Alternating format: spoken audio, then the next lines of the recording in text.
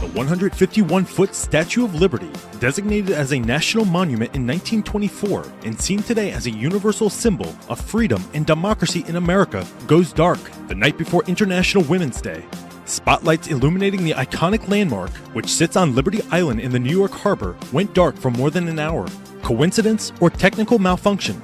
According to a statement from the National Park Service, the outage was most likely due to work related to an ongoing project to activate a new emergency backup generator, which is part of our last remaining Hurricane Sandy recovery projects. It adds that the outage was unplanned. The Statue of Liberty has been a centerpiece in the resistance of President Donald Trump and his proposed policies. In response to Trump's travel ban, blocking citizens from predominantly Muslim countries from entering the U.S., protesters unfurled a 20-foot red and white banner at her base that read, "Refugees Welcome." But the irony of Lady Liberty's unplanned outage is symbolic of the growing women's movement around the world. International Women's Day is a global day celebrating social, economic, cultural, and political achievements of women. The day marks a call to action for accelerating gender parity. Welcome back. As we discussed earlier in the show, today's Day Without Women is organized, basically supported by a convicted terrorist. Rasmea Uday served 10 years in prison for her involvement in the 1969 terror bombing in Jerusalem, which killed 2 Hebrew students. Uday was also later convicted of immigration fraud. She basically didn't tell regulators here that she was involved in that bombing. Now, the niece of one of those victims speaking out, condemning the protest for supporting a murderer, saying it's a day without her father. Here's the quote. "What is the difference between the acts of Omar Mateen, the Boston Marathon bombers, and Rasmea Uday? There's no difference. They all carried out acts of terror in the name of their causes, which resulted in the deaths of innocent civilians." Quite a few women stayed away from work today. They marched and some wore red in solidarity with what they're calling a day without a woman. But Anna Werner was on the job. A day without a woman is a day without me. From New York to Los Angeles, Istanbul to St. Petersburg, women walked off their jobs to protest. I wanted to show the White House that we are here, we're not leaving. And to demand equity. We're rejecting a world that still pays women less. Women make about 79 cents for every dollar made by men. On Capitol Hill, Democratic lawmakers highlighted the inequities by stepping out themselves. We walked out to say enough is enough. Teachers in Alexandria, Virginia agreed. 300 of the district's 1,400 educators stayed home, forcing the schools to close. The organizers of the A Day Without a Woman protest have reportedly been arrested in New York City. The official Women's March account tweeted photos of organizers, including Tamika D. Mallory, Linda Sarsour, and Carmen Perez, in the back of a police van. The account earlier stated that protesters plan to form a human wall around Trump International Hotel. NYPD officials told outlets at least 13 people had been arrested during the demonstration at Columbus Circle, which is right outside the hotel. The New York March was part of a larger movement of strikes, walkouts, and demonstrations meant to highlight the role women play in the workforce. The movement was organized by the same group that orchestrated the Women's March on Washington back in January. In a cybersecurity conference at Boston College on Wednesday, FBI Director James Comey warned that Americans should not have expectations of absolute privacy. Speaking on the rise of encryption since former National Security Agency contractor Edward Snowden revealed sensitive U.S. spy practices, Comey said, "In appropriate circumstances, a judge can compel any one of us to testify in court about those very private communications." Comey added that the desire for security and privacy should never be viewed as incompatible. A new smart home robot can now detect your facial expressions. Bosch startup Mayfield Robotics created the home robot named Curry, who debuted at CES 2017 in Las Vegas. Curry's latest updates include facial detection abilities, which allow the robot to respond to human facial expressions. For example, if Curry sees that you're happy, it'll smile back at you. Curry also got an expanding voice command library. That means it can recognize phrases such as "I love you" and "go to sleep" and even respond. Mayfield Robotics' goal is to make a home robot feel like part of the family and even come in handy around the house. The Curie robot also comes with built-in speakers for music and the ability to capture photos and videos. It's even capable of detecting disturbances in your home. Curie is expected to be available for the 2017 holiday season. Researchers at Hong Kong Baptist University have developed a lip-reading password system. They hope to make use of the technology in areas such as customs clearance, electronic payments and security checkpoints. The technology is similar to other types of biometric recognition systems, such as fingerprint reading, but it also adds an extra layer of protection in the event of a security breach, allowing users to modify their passwords in the form of lip syncing a phrase. According to the South China Morning Post, computer science professor Chang Yu-ming, who led the research team, said, quote, "You can use English, Cantonese or Portuguese. You can even mimic a bird chirping. The user does not even have to read the phrase aloud as the lip sequence is analysed visually." Cited in SCMP, Chaung said everyone had a different lip sequence, which means imposters would be screened out. Over the weekend, the mayor of the small Brazilian city of Linz finally tied the knot in front of 300 friends and family. The mayor, Edgar de Souza, said it wasn't supposed to be a political act, but it's the first time in Brazil that a mayor has starred in his own same-sex marriage. De Souza said that they wanted to give visibility to gay marriage and encourage others to take advantage of their rights. Same-sex marriage has been legal in Brazil since 2013 after a decision by the National Council of Justice recognized marriage as a right for same-sex couples across the country. A new progressive sex education textbook for school children in China is being debated online. The book is intended for children from 6 to 12, with certain editions reserved for older students. The book includes illustrations of male and female genitalia and depicts some sex positions. It also teaches that homosexuality is normal and promotes gender equality, while also teaching students how to recognize sexual abuse. This has surprised many, as China is known for being rather conservative in its sex education curriculum. The book has also sparked controversy on Chinese social media site Weibo. Some parents have called the book pornographic and obscene, saying it's inappropriate for children. The military has announced plans to hire the 1st Division level Muslim chaplain. Army Lieutenant Colonel Khalid Shabazz is one of only 10 chaplains in the entire U.S. military that's a Muslim. Starting this summer, he will be the spiritual leader of more than 14,000 soldiers, most of whom are Christian. He will serve as chaplain for the Army's 7th Infantry Division at Lewis McChord. Shabazz was raised in a devout Lutheran family and converted to Islam in his early 20s. My name is Chaplain Lieutenant Colonel Khalid Shabazz. I am the 1st Corps Deputy Command Chaplain at Joint Base Lewis McChord. I've served in this position for about 18 months, supporting the command chaplain on this base. I got the call to be a division chaplain about 10 January. Was I excited? Yes. I was overwhelmingly exciting. Only about 10 chaplains per year, every 2 years, get a chance to be the division chaplain. And being the first Islamic division chaplain, it is extremely overwhelming, and I'm blessed to serve in this type of capacity. An alarming revelation from Attorney General Jeff Sessions. More than 300 people, according to the FBI, who came here as refugees are under an FBI investigation today for potential terrorism-related activities. Hawaii could become the first state to challenge the Trump administration's revised travel ban in court. Attorneys for the state said in a court filing they will ask a federal judge for a temporary restraining order against the new executive order. Hawaii had previously filed a lawsuit against the original travel ban, but that was put on hold while a nationwide restraining order on the first ban was still in place. President Donald Trump signed the new executive order earlier this week. It will temporarily suspend the U.S. refugee program and bar citizens from 6 Muslim-majority countries from entering the U.S. Unlike the previous ban, Iraq is not included, and green card holders and people who already have visas will be allowed entry too. But Hawaii Attorney General Doug Chin said in a statement those changes just aren't enough, calling the revised order nothing more than Muslim Ban 2.0. The state of Hawaii has requested that oral arguments in this new case take place on March 15th, the day before the ban is supposed to go into effect. US President Donald Trump's controversial travel ban is back, this time with some amendments. But on the other side of the world, Australia is weighing up a migration ban of its own. Critics say it makes Trump's ban look mild in comparison. Opposition MPs are warning the proposed laws go too far and give the immigration minister sweeping powers. Parliament is considering two bills. The visa ban bill would prevent any adult taken to an offshore detention centre from ever being able to apply for any visa to Australia.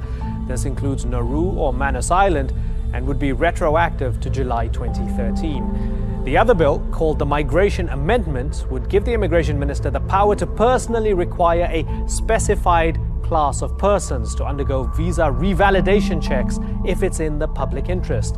Together, the proposed bills have raised concerns that entire groups of people could be excluded from living in or travelling to Australia based purely on their religion or nationality. The man on a mission to shake up Dutch politics. Geert Wilders wants to bar Muslim immigration, ban the Koran and take the Netherlands out of the European Union. Support for his far-right Freedom Party has been largely fuelled by anti-immigration rhetoric. Look at the Islamization of our country. If a Dutch person driving in a car drives 5 miles too fast, he will be fined within a minute. Whereas the Moroccan scum in Holland, and once again, not all are scum, but there is a lot of Moroccan scum in Holland who makes the streets unsafe. Wilders was positioned in the high 20s in recent opinion polls, but his support has fallen slightly since January. Analysts believe voters may be concerned by the anti-immigration policies being enacted by President Trump and the complications in applying Brexit. Wilders may still emerge with the most seats in next week's election, but in a country where governments are generally formed by coalition, he may have trouble finding anyone to govern with him. Currently running neck and neck with Wilders, Prime Minister Mark Rutte's Liberal Party, like most, refuses to go into power with him. I will not work with him, so it is impossible for my party, we will not do that. To form a government with him or to find any other form of cooperation, we will not do it. A record 28 parties are competing for 150 seats. Analysts say the ballot may lead to a 5-party coalition or a rare minority government.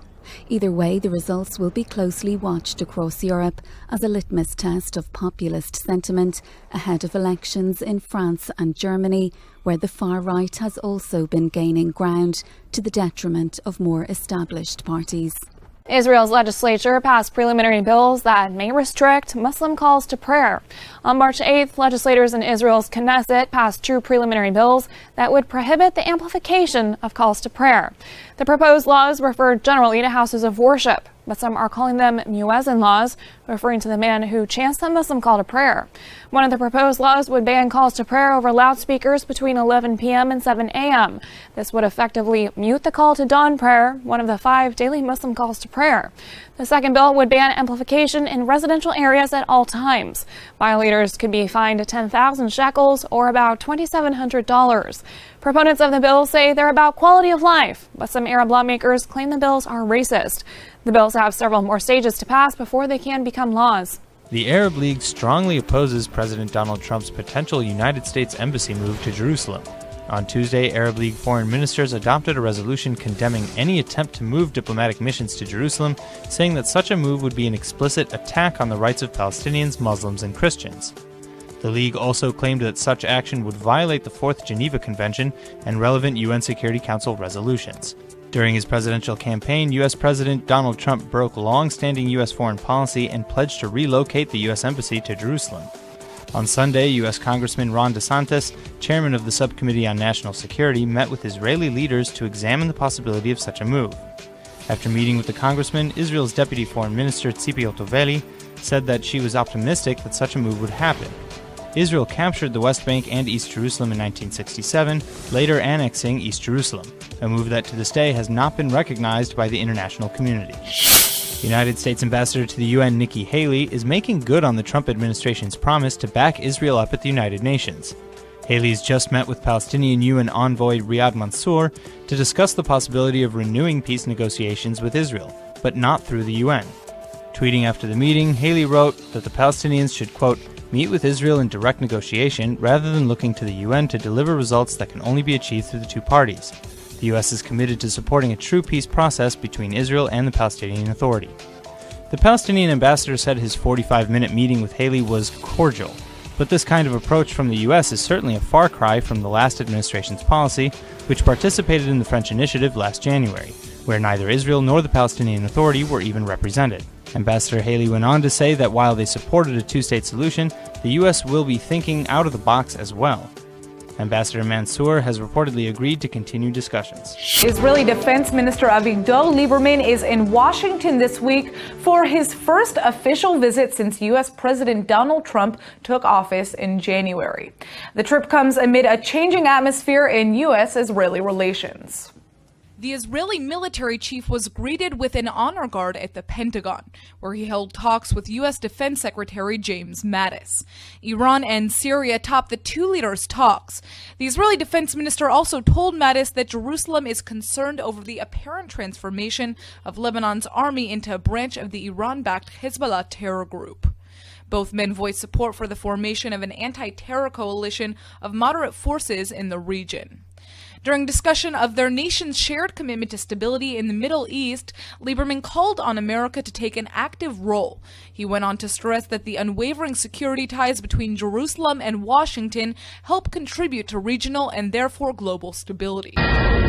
This is a Fox News Alert. I'm Brett Baer in Washington. For the first time tonight, we have confirmation that U.S. Marines are on the ground in Syria. Conventional troops with a specific mission as directed by the president. These are different from the Special Operations Forces that have already been active inside Syria. Good evening, Brett. Well, that's right. U.S. Special Operations Forces have been on the ground in Syria for roughly a year.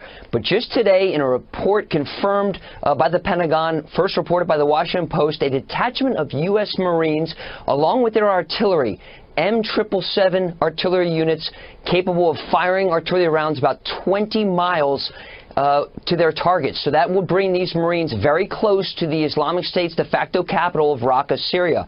Now, this increase in American posture in Syria comes just days after the U.S. military sent another group of U.S. Special Operations Forces to Manbij in northwest Syria.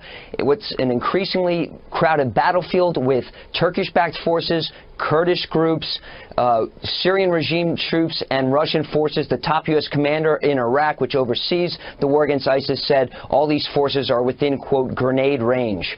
Donald Trump just accepted a plan from the Pentagon, from Defense Secretary Jim Mattis, how to accelerate the mission against ISIS. Here's what Donald Trump said in his joint address to Congress a few days ago. I directed the Department of Defense to develop a plan to demolish and destroy ISIS, a network of lawless savages that have slaughtered Muslims and Christians and men and women and children of all faiths and all beliefs. We will work with our allies, including our friends and allies in the Muslim world, to extinguish this vile enemy from our planet. President Trump's administration is weighing a deployment of up to 1,000 American soldiers to Kuwait. According to Reuters, U.S. officials said the troops may serve as a reserve force in the fight against Islamic State, as U.S.-backed fighters accelerate the offensive in Syria and Iraq. The option has not been previously reported. Proponents said it would provide U.S. commanders on the ground greater flexibility to quickly respond to unforeseen opportunities and challenges on the battlefield. It was unclear whether the proposal had the support of U.S. Defense Secretary Jim Mattis, who could opt to use other tools to give commanders more agility. Trump has made defeating Islamic State one of the key goals of his presidency. The president's push against the Islamic State in Syria could soon present him with an unenviable decision on whether to risk alienating NATO ally Turkey by relying on the U.S.-backed Syrian Democratic Forces. In addition to Arabs, the SDF includes Kurdish YPG fighters. The United States may soon find itself at odds with Turkey over the role of the Kurds in the fight against ISIS in Syria. Oddly enough, Russia may soon become a key U.S. ally in protecting the Kurds against Turkish aggression. Russian and United States have agreed to buffer zones around towns in northern Syria where the Kurds are in control. Turkey has refused to allow Kurdish militias to play any role in future campaigns against ISIS and Raqqa and Deir ez-Zor. For more on this unlikely cooperation between Russia and the United States against a NATO ally, we're joined by Jim Jatras, former diplomat and GOP foreign policy advisor. Jim, nice to have you with us tonight. Thank you, Ed. Capsulize this development. What do you make of it? Well, there are two big things here. One is this is preparatory, I think, to an offensive against Raqqa, and despite whatever the Turks want, the Kurds will play a key role in that. And it was very important for the United States, given that we have two allies, the Kurds and Turkey, that really hate each other, to make sure there was not a collision there, or that the Turks don't attack the Kurds while we want them to help us capture ISIS from the Islamic State. So what happened recently is that the Kurds turned over a key town, Manjib, to the Syrian government. The Russians were important in brokering this. That not only keeps the Turks away from the Kurds, it also reassures the Turks that the Kurds are not going to spread their zone of control any further west. So I think there is the basis here for a very broad cooperation against ISIS that pretty much everybody's going to be on the same team. Is there a real possibility here that the United States and Russia are coordinating far more than what the rest of the world knows about? Oh, I think so. And this is one way I think you get out of this hot box here in Washington where it's all political. It's on the ground. It's military. These are practical people. They work out the terms on the ground. We saw last week in Antalya, General Dunford and then the chiefs of staff of Turkey and Russia meeting to set this up. According to U.S. and Iraqi officials, the leader of Islamic State, Abu Bakr al-Baghdadi, has left operational commanders and diehard followers to fight in Mosul and has now gone into hiding. Baghdadi had declared himself the ruler of all Muslims shortly after his forces swept through northern Iraq in 2014. According to military intelligence sources, an absence of communication from the group's leadership, combined with the loss of territory in Mosul, suggests that the self-appointed caliph has abandoned the city. Iraqi security experts claim that over 40 leading members of the terrorist group have been killed in coalition airstrikes. However, they warn the insurgency is likely to continue even if Mosul is taken back and Baghdadi is killed. ISIS militants disguised as doctors slaughtered at least 30 people today at a military hospital in Afghanistan. The attackers went floor to floor with automatic rifles and grenades. The Afghan president said the attack, quote, trampled on all human values. There will be no construction of U.S. facilities at a military base in Palawan, the Philippine island closest to the South China Sea. This was confirmed by the Philippines Defense Secretary Delfin Lorenzana to the local online news outlet Rappler on Monday. Now, Secretary Lorenzana did not give the reason, but the current Philippine government, led by President Rodrigo Duterte, has given mixed signals about military ties between the Philippines and the United States. On more than one occasion, Duterte has threatened to cut military ties with the U.S. He's threatened to stop joint drills and cancel military agreements, specifically the Enhanced Defense Cooperation Agreement, or EDCA, which was the agreement that was entered into by the previous administration of President Benigno Aquino and the basis for an expanded presence of the U.S. military and the construction of their facilities in the Philippines. In Manila, Philippines, hundreds of activists from left-wing women's groups protested Wednesday at the U.S. Embassy. Before joining a bigger rally outside the presidential palace, they burned a mock U.S. flag with President Donald Trump's image. In both rallies, they demanded an end to the presence of visiting U.S. troops and a crackdown against illegal drugs by President Rodrigo Duterte.